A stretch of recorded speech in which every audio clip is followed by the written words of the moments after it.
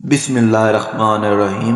حضرت عیسیٰ علیہ السلام کا کوئی گھر نہ تھا اور نہ ہی بیوی بچے۔ آپ شہر شہر قریہ قریہ دین حق کی تبلیغ فرماتے اور لوگوں تک اللہ کا پیغام پہنچاتے۔ اس میں ضرورت اپنے معجزات سے ان کی مدد بھی فرماتے، لیکن ان سب کے باوجود یہودیوں کی اکثریت آپ کو اذیت دینے اور تکذیب کرنے سے باز نہ آتی۔ دراصل بنی اسرائیل آپ کی نبوت کے منکر رہے، البتہ ان میں سے کچھ لوگ ایسے ضرور تھے جو آپ کے پیروکار اور ہمدرد و مدغم خوار تھے۔ وہ آپ کے ساتھ دین کے کام میں مشغول رہتے۔ قرآن کریم نے انہیں حواری کے نام سے یاد کیا ہے۔ ارشاد باری تعالیٰ ہے، جب حضرت عیسیٰ علیہ السلام نے ان کا کفر محسوس کر لیا تو کہنے لگے، اللہ تعالیٰ کی راہ میں میری مدد کرنے والا کون ہے؟ حواریوں نے جواب دیا، ہم اللہ تعالیٰ کی راہ میں آپ کے مددگار ہیں۔ ہم اللہ تعالیٰ پر ایمان لائے اور آپ گواہ رہے کہ ہم تابع دار ہیں۔ لفظ حواری حور سے ماخوذ ہے، جس کے لغوی معنی سفیدی کے ہے۔ اصطلاح میں حضرت عیسیٰ علیہ السلام کے مخلص ساتھیوں کو یہ لقب دیا گیا ہے، جیسے رسول اللہ صلی اللہ علیہ وسلم کے ساتھیوں کو صحابی کے لقب سے نوازا گیا ہے۔